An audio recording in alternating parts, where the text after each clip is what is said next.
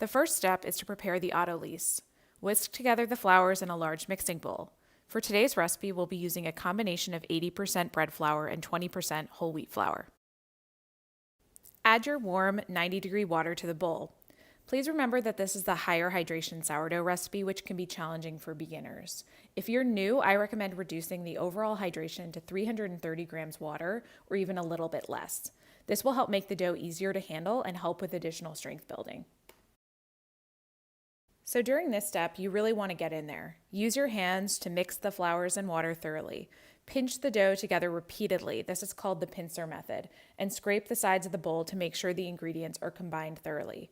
No dry clumps or bits should be visible at the end of mixing.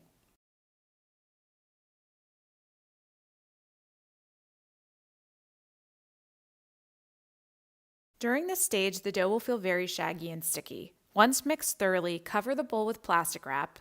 I like to use a plastic shower cap, which has elastic edges, and rest for at least 1 hour or up to 2 hours. Many sourdough recipes call for creating an offshoot starter or levain. This is a great way to adjust or tweak a timeline to suit your preferred baking schedule. I prefer to simply use a portion of my ripe, just peak starter in my bread dough. This eliminates one extra step and works better for my preferred baking timeline. In order to do this, you'll need to plan your previous feeding accordingly so that the starter is reaching its peak and due for its next feeding, roughly at the end of the 1 to 2 hour autolyse period. While this test isn't foolproof, your sourdough starter should pass the float test when it's ready to be used in your dough. Place a very small spoonful of your starter in some water. It should float to the top. If it sinks, it's not ready to use and usually requires additional time. Check and test again later. We've now reached the end of the autolyse period and we're ready to add our ripe Just Peak starter to our autolyse mixture. At this point, the dough should already feel stronger. Add the ripe Just Peak sourdough starter. I like to lightly dip my hands in water to prevent sticking, but be careful not to incorporate much water as this is already a high hydration dough. Use your hand to spread the starter over the surface of the autolyse mixture. Fold the edges of the dough into the center to fully incorporate the starter.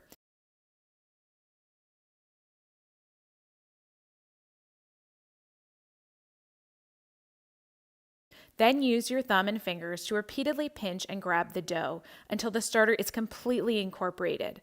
Again, this is called the pincer method. You don't want to be too delicate during this step. Work quickly, but you want to make sure that it's thoroughly mixed before moving forward.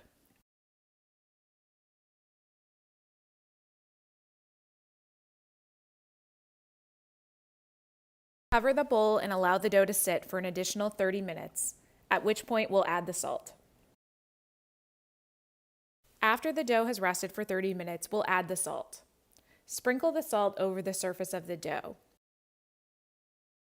I like to dip my hands lightly in water once again. Then fold the dough over to incorporate the salt completely. Use your thumb and forefingers once again to pinch the dough repeatedly to incorporate the salt. You should not feel any granules at the end of mixing. You really want to be thorough during this step. Depending on the coarseness of your salt, the mixing step usually takes about 3 to 5 minutes.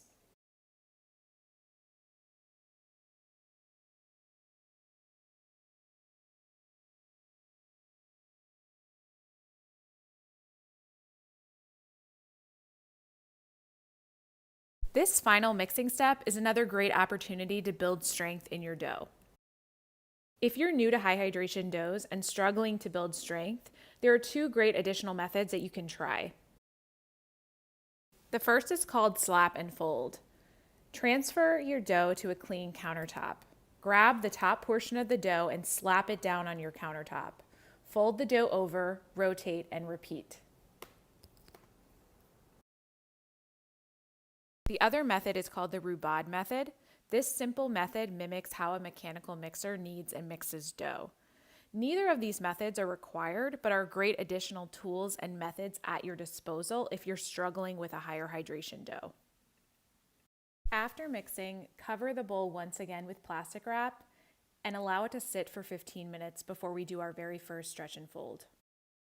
For this recipe, we'll perform a total of 6 stretch and fold sets during the first 2 hours of bulk fermentation. Complete a stretch and fold, dip your hands lightly in water. I like to gently rub them together to avoid incorporating too much water into the dough. Grab the top portion of the dough with both hands. Gently pull and stretch it upwards without tearing and fold over the opposite edge. Rotate the bowl 180 degrees and repeat.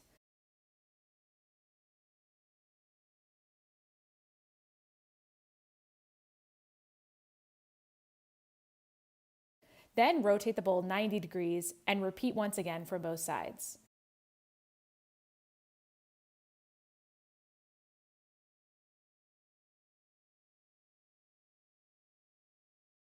After performing the stretch and folds, I like to gently grab the dough to round it in the bowl. We'll perform a total of 6 stretch and folds over the course of the first 2 hours of bulk fermentation. The first 3 will take place within 15-minute intervals, and the remaining 3 will take place every 30 minutes. You can be flexible with this timeline, but it's really important to observe the dough and act accordingly. If the dough feels strong, you can always eliminate a stretch and fold. If it needs some more strength, add another one in. Cover the bowl and allow it to rest for 15 minutes before performing the second stretch and fold. Ready to do our second stretch and fold set. You can kind of see that the dough is already starting to develop a bit more strength. It's slightly rounded on the edges. The volume of the dough will not change dramatically during the first 2 hours of bulk fermentation. Perform your second set of stretch and folds, cover and allow to rest for 15 minutes.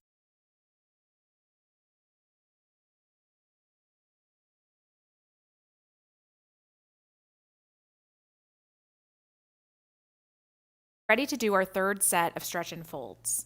You can see that the dough is rounding a little bit more, but there hasn't been much change. Continue to be careful and gentle as you're stretching and folding, as we don't want to press out any of those gases.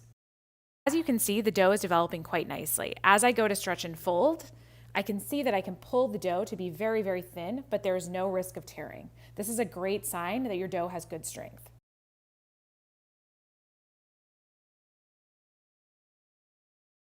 After the third set of stretch and folds, we'll cover the dough and allow it to rest for 30 minutes before performing the fourth set of stretch and folds. It's been 30 minutes and we're ready to do our fourth set of stretch and folds. We'll extend the time between the last 3 sets to give the dough a little bit more time to relax. We're ready to perform our 5th set of stretch and folds. If you've reduced the hydration on the original recipe, you will most likely not need to perform this number of sets. You should never feel like you're fighting the dough, as this can cause you to unintentionally degas it. If it's strong, do not perform any additional sets and allow it to rest covered for the remainder of bulk fermentation. We've now reached our 6th and final stretch and fold set. The dough already has gained a little bit of volume and is feeling more aerated. Remember that most of the volume changes will occur in that final stage of bulk fermentation. Here is our dough after bulk fermentation. You can see it's a really nicely fermented dough. It's risen in volume substantially, it's rounded on the edges, and there are lots of gas bubbles present. At this stage, we're ready to do our pre-shape. The pre-shape is a great opportunity to build some additional tension into the dough and reorganize the gluten structure.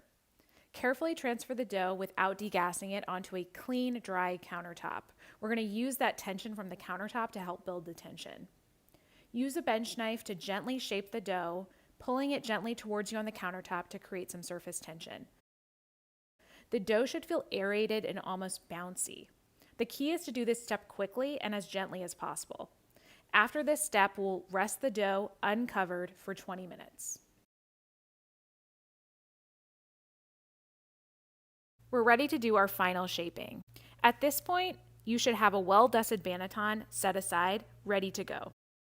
Lightly flour the surface of your dough with bread flour. Use your bench knife to gently lift it and flip it flour side down onto your countertop.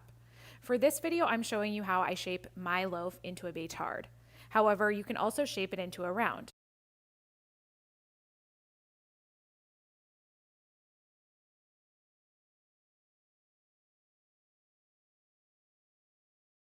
Dust your hands lightly with flour. Gently grab the left portion of the dough and fold it past the center. You can gently press the edges to seal slightly. Repeat from the other side.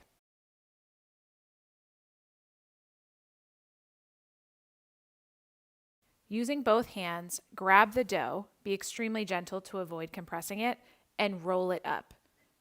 The dough should feel extremely bouncy and well aerated.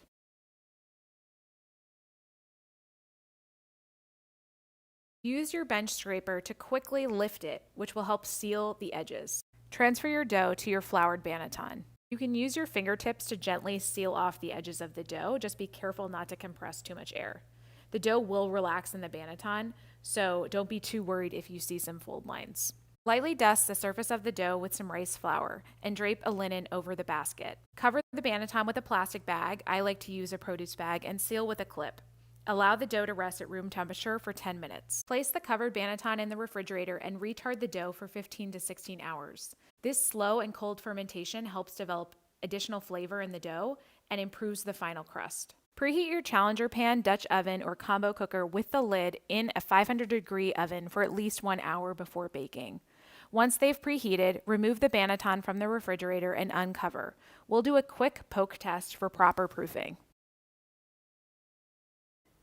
Lightly flour one small section of the dough. Press your finger gently into the dough, about a ½ inch.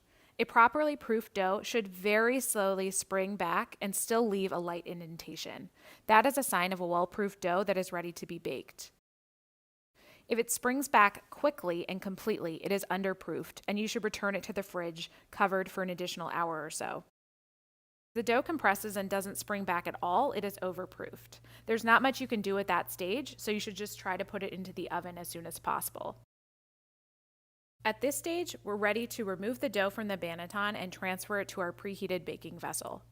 If you're using a Challenger breadware pan, as shown in this video, or combo cooker, you can skip the parchment and carefully invert the dough directly into the preheated baking vessel. I like to use my hands to lightly brush off any excess rice flour before scoring the dough.